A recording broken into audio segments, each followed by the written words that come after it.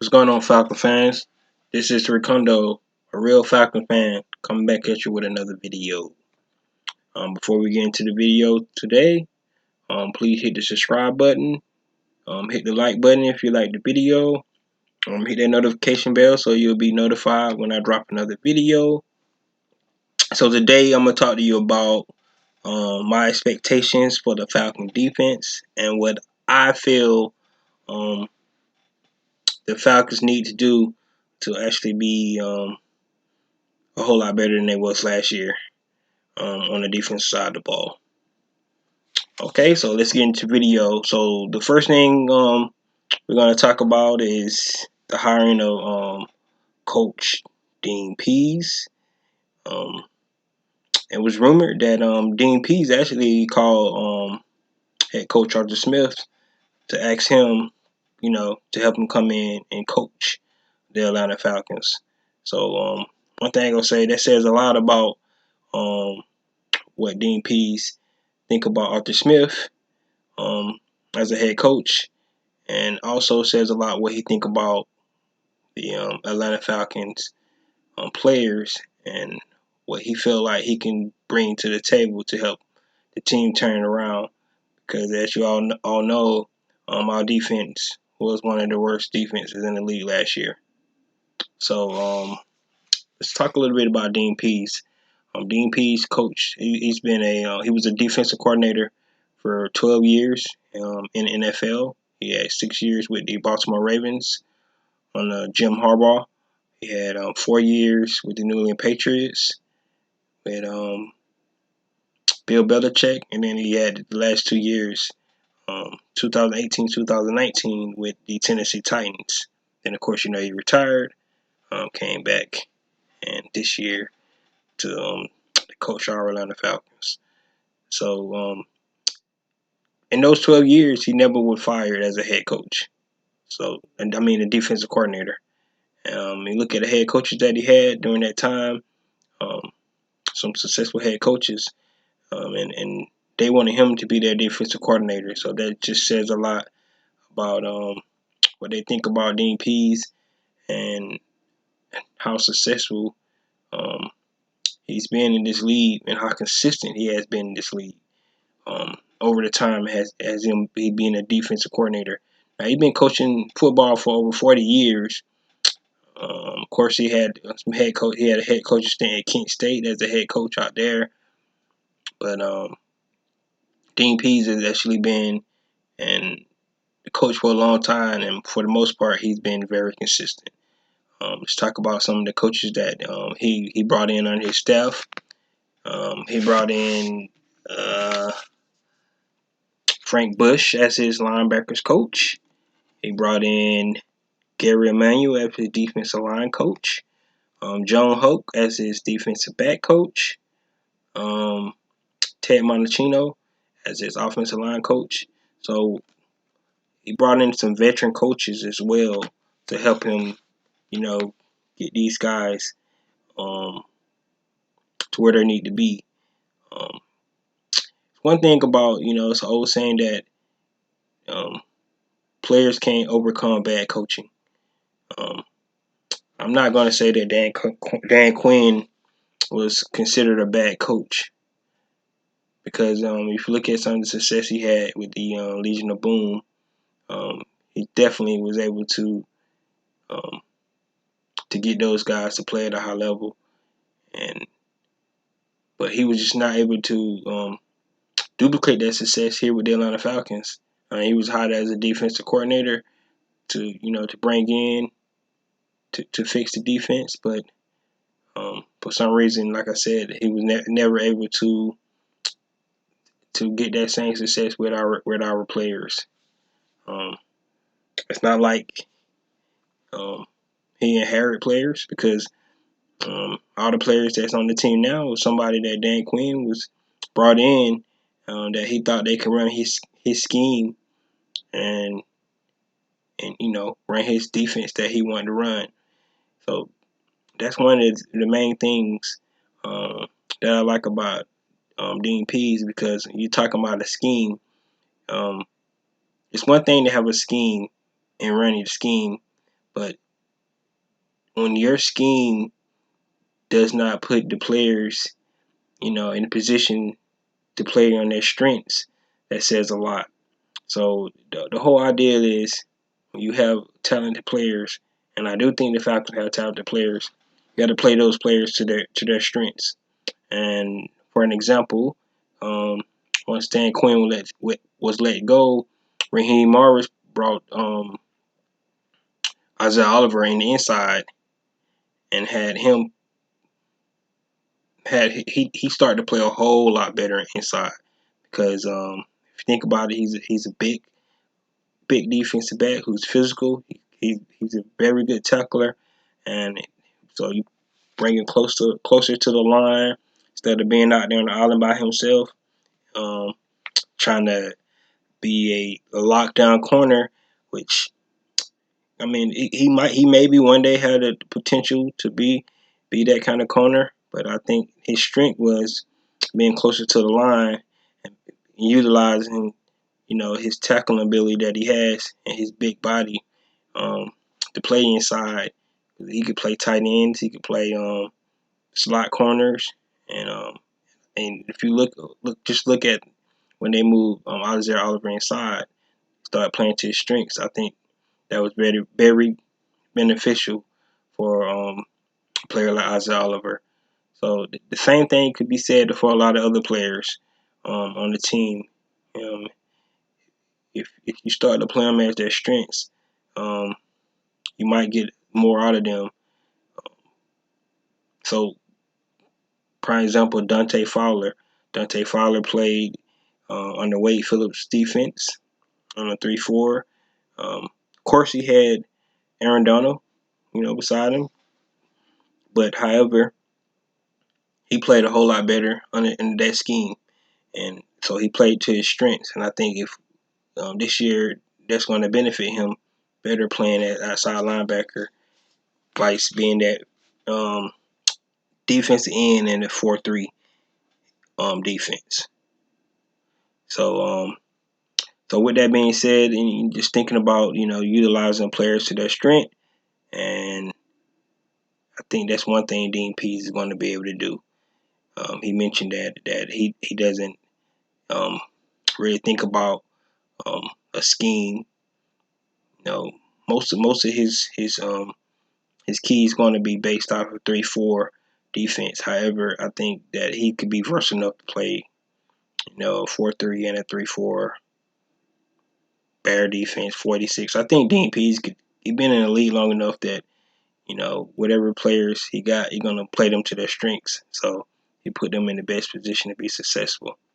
So today I just want to talk about 3 keys that I think that would actually help our team this year on defense side of the ball to be successful. And the first key I want to talk about is just communicating. If you just go back and look at some of the games that we lost as a team over the last couple of years, it seemed like the guys wasn't on the same page in some of the plays that were made on defensive side of the ball, some of the blunders where receivers running wide open, seemed like um, one of the players was in zone, another player was in man, so it seemed like they wasn't on the same page. Um, it seemed like some of the defensive backs, like Ricardo Allen, was always just a step too slow to make a play on the ball. Like he had to think, and then when he thought it was too late. So Dan Quinn always talked about fast and physical. So and the whole idea of being able to communicate is you don't have to think. You already know where everybody's going to be. You already know where you need to be, and then if you already know where you need to be, you can play fast. So that's one of the things Dean Pease talked about one year when he had the Baltimore Ravens as the number 2 defense in the league, and they asked him, why they was playing so well, and he mentioned that the communication and it helps them play fast. So um, I personally believe that that should be one of the keys that we need to look at this training camp preseason to see if our defense is communicating well and helping them play fast. So just think about if AJ Terrell, Richie Grant, Deron Harmon know that this guy's that this linebacker is blitzing on this play, and I need to cover that spot. And since I need to cover that spot, somebody else gonna cover my back. And everybody's communicating and understand that everybody be able to play fast, and we'll be able to make plays, and we'll be able to get those turnovers and key stops when we need to. The next key that I think that's going to help this defense this year is going to be able to create pressure and havoc and chaos. So when you think about any offense, if you can, it's always start with the quarterback, and if you're able to get the quarterback off his spot and have him just pause for a second on where he want to go with the ball, you're able to get that pressure, and players are able to get home on blitzes and on stunts and create that pressure, create that havoc, get a quarterback off his spot. It's not always about sex. It's not always about sex. Um, but if we're able to get the quarterback out his spot, and he have the hesitation on the throw that lets the cornerback or the safety or the linebacker make plays on the ball, because most passes and most quarterbacks, throws on timing and anticipation. And if they had to hold the ball a little bit longer, that timing and that anticipation where the ball needs to be is going to be off. And that's what we want to create. So we're able to create pressure and create havoc on quarterbacks and offensive lines this season. That's going to really help our defense be able to create turnovers, be able to get off the field on third downs, and be able to get stops in the red zone. So that's the whole defense job. Being able to get off the field on third downs, being able to cause turnovers, and being able to get stops in the red zone. If our defense can do that by creating pressures and havoc, we're going to definitely be a whole lot better than we was last year. The last key that I want to talk about is don't give up big plays, and like I said, make key stops. If you look over the Falcons' history, it's like we're notorious for giving up big plays and not making key stops in games. I mean, you just highlight some games. You just go back to last year and highlight about 5 or 6 of those games where we gave up a big play or we didn't get a key stop. We lost the game. One of the biggest game that we had, it was the Super Bowl, where we could not get key stops in that game. We gave with the big play. Everybody remember the tip pass that Robert Alford tipped, but Julian Edelman was still able to catch the ball. That's a big play in the game, but we was not able to capitalize on that play. Big Beasley had an interception, dropped it in the end zone. So just key plays on the defensive side, and if you think about it, you can have the number one defense. You can play a game and you can have 10 sacks in a game. But if the offense on the field and they got a chance to win the ball, to win the game, and you can't make the stop, those 10 sacks won't even matter. And then we'll be in the record books again. The first team in the NFL that had 10 sacks in the game and still lose. So that's the whole idea of getting key stops and don't give up big plays. And so when Dan Quinn first got here, he talked about, the whole philosophy, bend don't break philosophy. And for a while it looked good. So, you make the team, because the ideal is you will make the team, the more plays they run, the better chance they have of making mistakes. So you don't give up big plays. You make them go to the field. You make them run 15, 20 plays. And, well, you don't want to make them let them run 15, 20 plays because that means you're on the field too long. But if they're going to score, they're going to have to nickel and dime you. You're not going to give up big plays. So, and then once you do get in the red zone, you don't give up a touchdown. The worst you do is give up a field goal. That's the idea of what we're trying to do.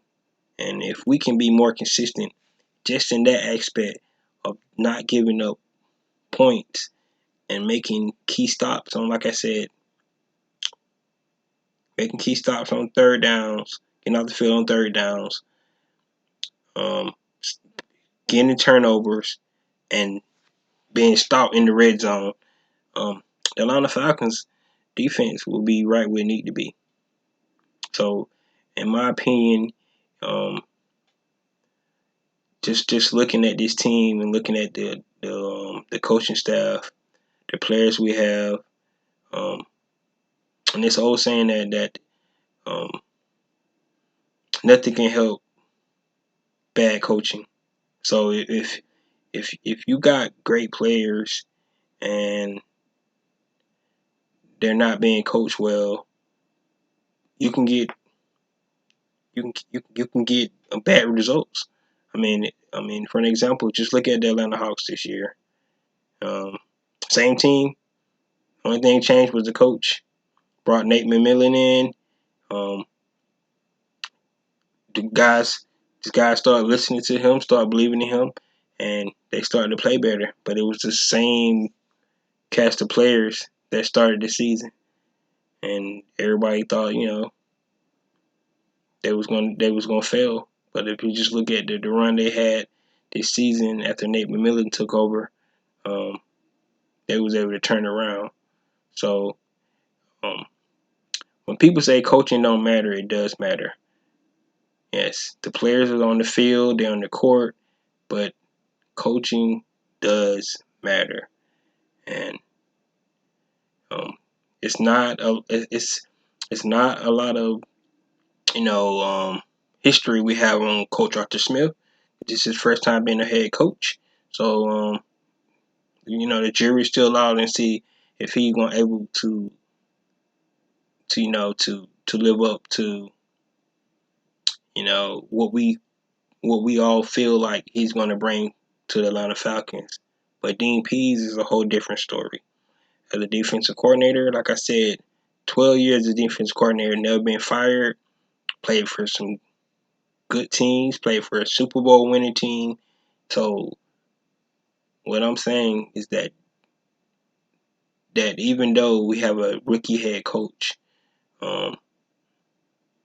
he was able to bring in some veteran leadership on the other side of the ball that's going to actually help him be successful this year.